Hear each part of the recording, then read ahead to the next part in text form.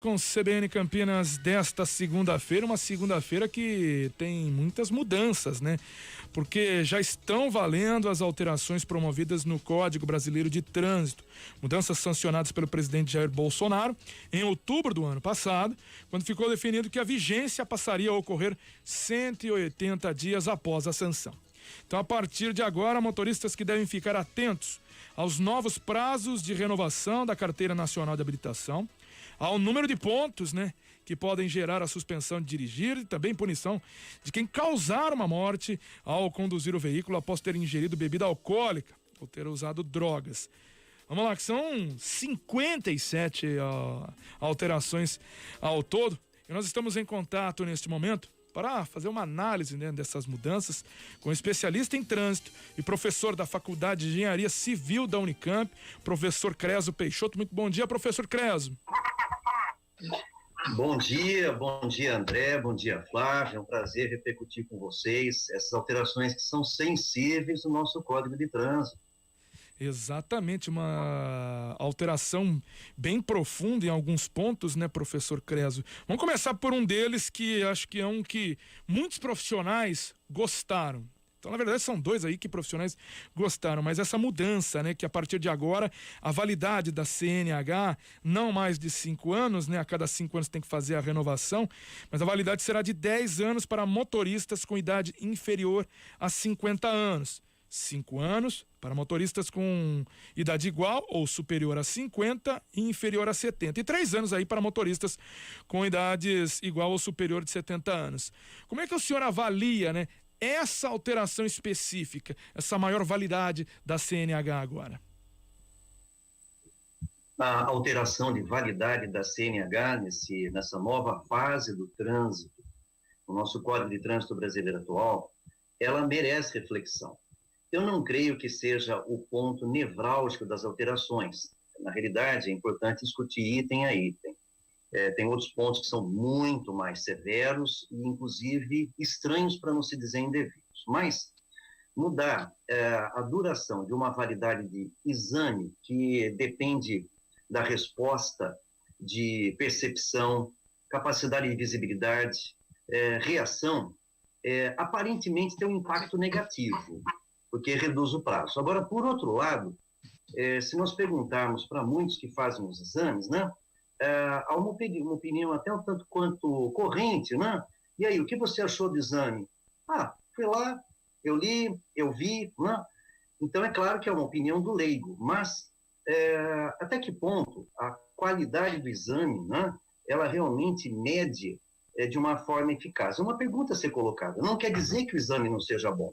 Agora, a mudança do exame, que é isso, pode ser feito na forma de pesquisa, né? Então o pessoal da área médica deveria também participar, né? Ela tem que ser vista. Se é um exame que alguns possam entender, ou uma parte considerável daqueles que possam comentar e opinar do ponto de vista médico, né? Que essa mudança de validade aí pouco influencie, né? Aí eu acho que aí então a gente não teria maiores problemas com relação a esse facilitador, né, com relação ao período de validade. Por outro lado, o pessoal da área médica é que precisa comentar. Da nossa área, fica apenas a questão que, quando se guia até, vejam bem, Flávio e André, até a hora que nós mudarmos a base, e essa base vai mudar, quando o carro, que vai ser um robô, a gente senta, né, eu sou dono do carro, mas você não vai mandar mais no carro, né? Então, aí é claro que isso vai cair por terra, né? Claro que a pessoa vai fazer exame por outros motivos, não porque é guia. Mas hoje ainda, a capacidade de guiar, a reação, né? E principalmente o grau de atenção, que isso o exame não avalia, né? Tá? Isso ainda é o fundamento. Tempo para perceber e reagir. Portanto, encerrando, tá? Eu não vejo uma mudança que talvez gere alguma alteração nas estatísticas. É assim que a gente trabalha. Vai morrer mais gente? Vai ferir mais gente? Né?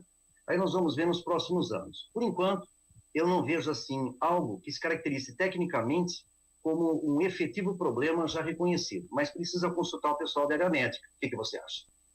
Professor, até colocando aqui uma situação nesses exames, como o senhor mesmo disse, a corrente, quando conversa com alguma pessoa, fala, como é que foi o exame? Foi tranquilo, né? Foi meio sossegado, não tem uma mudança. Eu lembro dos meus 2 últimos exames e olha, professor, é impressionante, porque eu lembro exatamente das letras que eu tive que ler. E por que eu guardei? E foram as mesmas. Eu guardei porque me chamou a atenção que era CNBA. Então, como eu gosto de basquete, né, NBA, aquilo ficou gravado na minha memória. E na última vez que eu fui fazer foi CNBA. Eu falei, ou eu caí na mesma baia, ou não sei se isso é recorrente, se esse é o padrão. Então, eu já fui com isso na cabeça, lembrando daquela primeira vez que eu fiz o exame, e no segundo exame caiu exatamente esse tipo de letra. Não sei se foi uma coisa coincidência, mas me marcou bastante, viu, professor? Vamos lá. Você vê que são coisas, né? André Berenguel, você também tem aí algumas situações extremamente importantes. O professor falou da validade, mas tem uma mudança profunda agora na pontuação, né? Exatamente. Um bom dia, professor Creso. Prazer em falar com o senhor aqui na CBN Campinas. Exatamente com relação a esses limites de pontos na CNH. A gente teve a ampliação, né, portanto, a maior validade na carteira de habilitação, só que agora a nova lei ela amplia de 20 para 40 pontos o limite que o motorista pode atingir no prazo de 12 meses antes de ter suspenso o direito de dirigir, mas há algumas condicionantes. Né? Se houver uma infração gravíssima no prazo de 1 ano, o limite cai para 30 pontos. Acima de 2 infrações gravíssimas, o limite continua nos 20 pontos. Como o senhor analisa essa mudança, né, essa extensão em número de pontos para os motoristas, lembrando que existe uma gama extensa aí de tipos de infrações, né, e o Brasil é um dos países que mais mata, né, no mundo com relação a acidentes. Grande parte dos leitos ocupados em função de traumas, né, em acidentes automobilísticos, atropelamentos e tudo mais. Qual a análise do senhor com relação a esse ponto? Perfeito.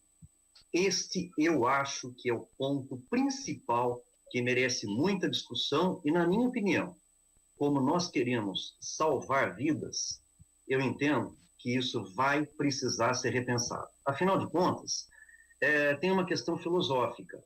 Por que o número de pontos? Né? Afinal de contas, quando em 1997 aprovou-se o novo Código, tinha uma filosofia que é uma mesma filosofia no mundo inteiro. Vamos fazer o seguinte, vamos falar de forma bem simples e direta. A pontuação, a multa, enfiar a mão no bolso do contribuinte como motorista, tem a função de gerar medo nele, que sabe que não pode cometer aquelas ações, que sabe, de uma certa forma, do risco, mas ele comete. Então, já que você está consciente, mas você acha que não tem problema, mas o nível de risco não é um tema do motorista, é um tema do técnico. Então, estabelecer uma multa com uma certa gravidade é para estabelecer, sim, medo no motorista de cometer ação infracional. Então, qual é, isso envolve um pouco de heurística, né? Nome estranho, né? Qual é o problema? O problema era, já lá em 1997, nos anos anteriores, o número de mortos, bem colocado por você.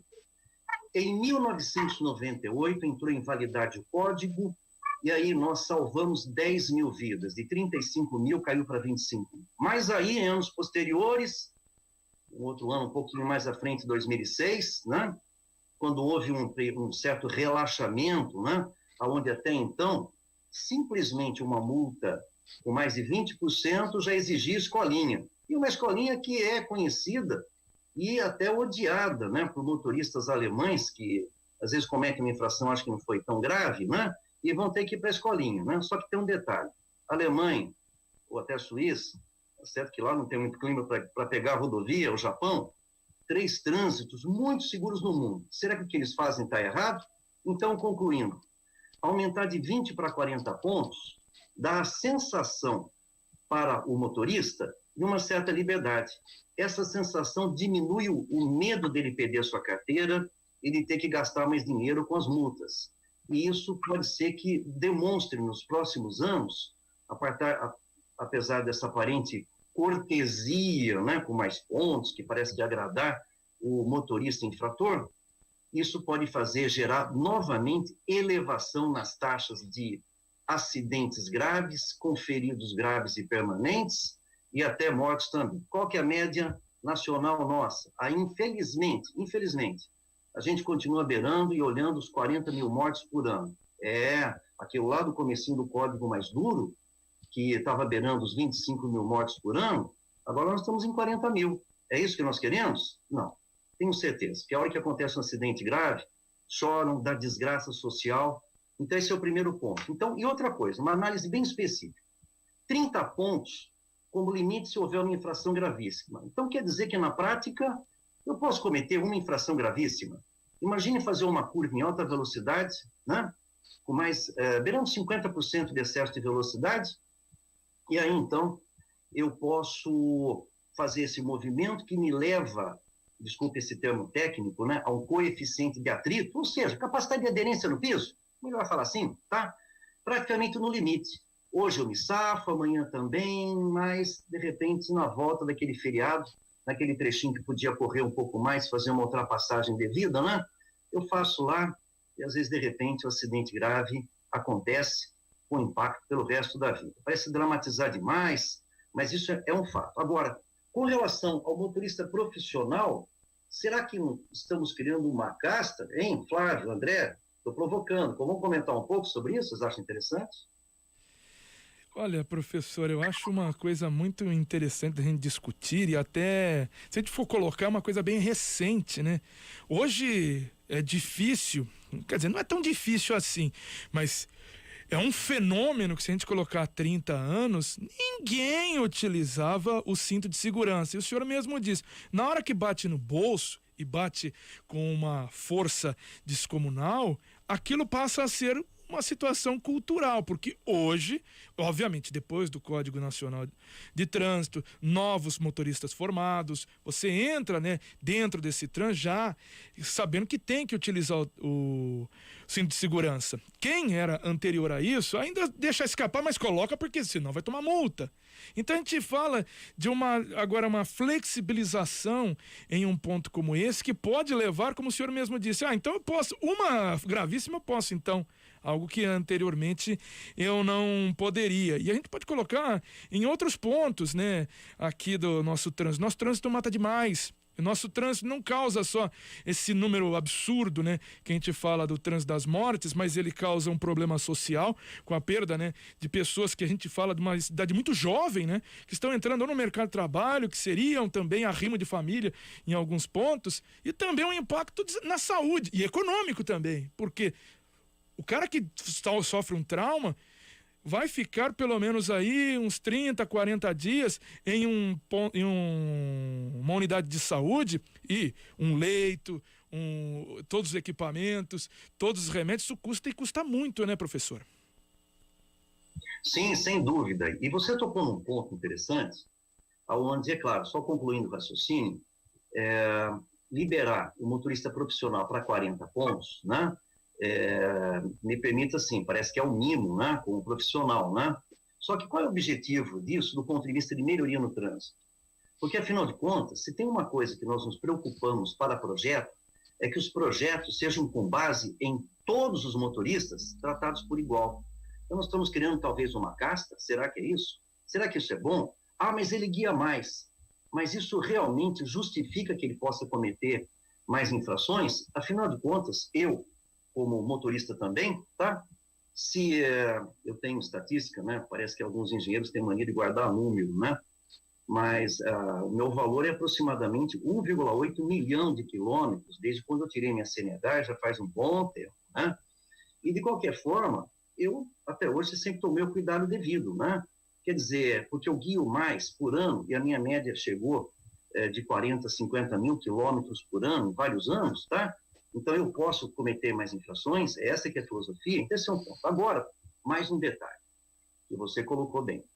Cinto de segurança, campanha nacional, ideal. Obrigaram a usar o cinto, primeiro aonde? Na rodovia, tá? Porque era mais fácil para a população entender, porque é difícil explicar que a importância do cinto é maior, sabe aonde? Na cidade. Porque as velocidades são média mais baixa e a possibilidade de salvar vidas de forma plena é muito maior na cidade do que na rodovia. Acidentes de alta velocidade em rodovia, normalmente o cinto ele não vai ajudar demais. Mas eu tenho muito receio de falar isso, porque alguns podem pensar, tá vendo? Aquele que entende aí, parece que entende, né? Ele está falando que não precisa usar cinto. Não, na estrada, que veio depois, também é importante. Porque quem segue a velocidade máxima e usa cinto, imagine que o limite de velocidade da rodovia é 100 por hora, bem conhecido. Aí freia brusco para evitar o impacto e bate. No instante do impacto, deve estar batendo aí talvez uns 60 km por hora. Cinto de segurança, o clássico 3 pontos, ele provavelmente vai garantir quase, mais de 95% vai salvar a vida. Dá aquele hematoma, a pessoa toma um susto, e não raro até parece que aprende um pouquinho. Então, o cinto de segurança é um detalhe. E para encerrar essa parte de comentário, tá? Você também colocou com relação a custos, que a gente tem que pensar nisso. E aí tem um número muito interessante. Se nos Estados Unidos, há uns 40 anos, já se sabia em estatísticas que o impacto no trânsito de um morto no trânsito rodoviário, tá? Era na ordem de mais de $200 mil. O IPEA, aqui, 2004, 2005, trabalhando com aqueles valores de real daquela época, dava R$450 mil o impacto financeiro no Brasil por um morto no trânsito rodoviário. É impressionante, hein? Então, se você, que na época, tá? Nós já estávamos com 30 mil mortos por ano, né? 30 mil vezes, corrigindo aquele valor de real para hoje, mais ou menos uns R$600 mil. Quem vai pagar essa conta? Vamos cobrar mais imposto? Né? Então, tudo isso tem que ser visto. É para salvar a vida. O código precisa isso. E o Congresso que está lá, a gente espera, que nós mais queremos um país democrático, né? Que volte a discutir o tema, traga técnicos, né? E que todas as correntes e linhas possam discutir, mas sob uma ótica muito importante, técnica. E até que ponto a gente pode avançar para fazer com que o motorista se comporte bem.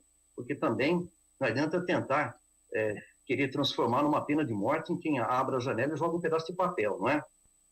Exatamente. Tudo tem que ter bom senso, né, professor Creso Peixoto?